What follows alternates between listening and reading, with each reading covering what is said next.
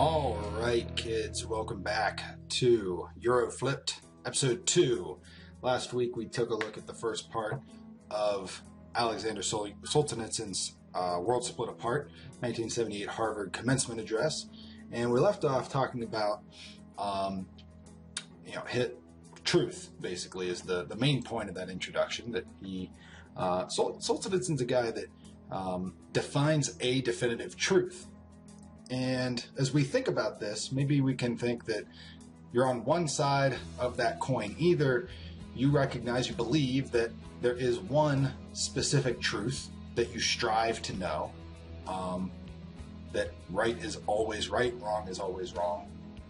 On the flip side of that coin is that maybe truth is a man-made invention, maybe truth is never knowable, maybe what's right for you might not be right for somebody else.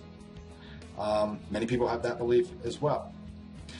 Solzhenitsyn, again, defines that there is a truth, and he claims to know it, and it's what he's basing this talk on, his advice on.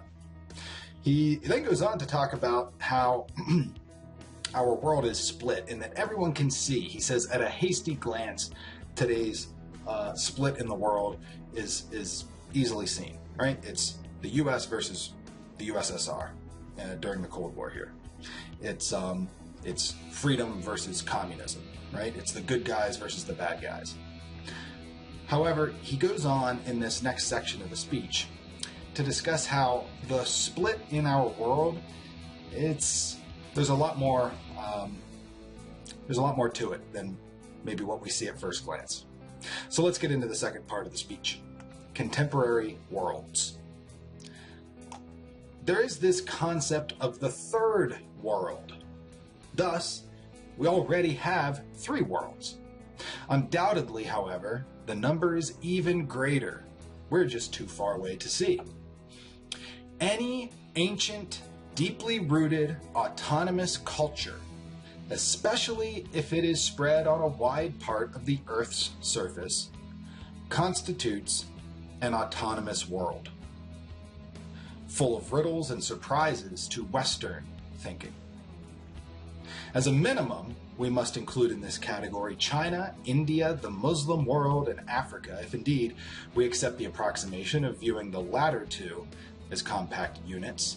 For 1,000 years, Russia has belonged to such a category, although Western thinking systematically committed the mistake of denying its autonomous character and therefore never understood it. Just as today, the West does not understand Russia in communist captivity. It may be that in past years Japan has increasingly become a distant part of the West. I am no judge here. But as to Israel, for instance, it seems to me that it stands apart from the Western world in that its state system is fundamentally linked to religion.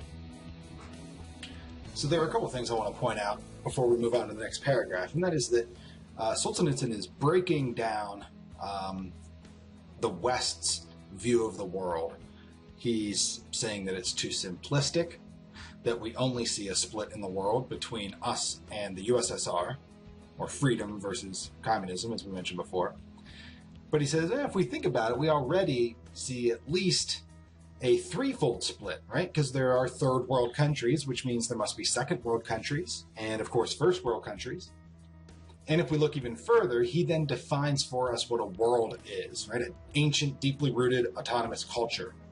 So all of those different, everything from, he mentions China, India, the Muslim world, I think you could say, Africa, even more specifically, Egypt, that these are cultures unto themselves, and they don't see themselves as being defined as an us or them country.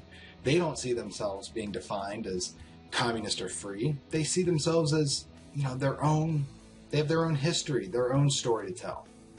He's basically making the point that we see the world too simplistically, too plainly, and he's trying to break down that a bit. At the end when he mentions, Japan, Maybe Japan's a Western country, maybe not. He's saying this isn't really my place to mention that.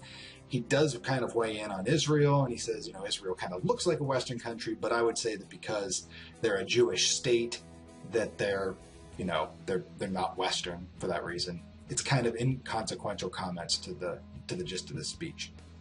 So that's that first paragraph. Let's get on to the second. How short a time ago, relatively, the small, new European world was easily seizing colonies everywhere, not only without anticipating any real resistance, but also usually despising any possible values in the conquered people's approach to life. On the face of it, it was an overwhelming success. There were no geographic frontiers to it. Western society expanded in a triumph of human independence and power. And all of a sudden, in the 20th century, came the discovery of its fragility and friability. We now see that the conquests proved to be short-lived and precarious, and this in turn points to defects in the Western view of the world which led to these conquests. Relations with the former colonial world now have turned into their opposite, and the Western world often goes to extremes of obsequiousness, but it's difficult yet to estimate the total size of the bill which former colonial countries will present to the West, and it is difficult to predict whether the surrender not only of its last colonies, but of everything it owns, will be sufficient for the West to foot the bill.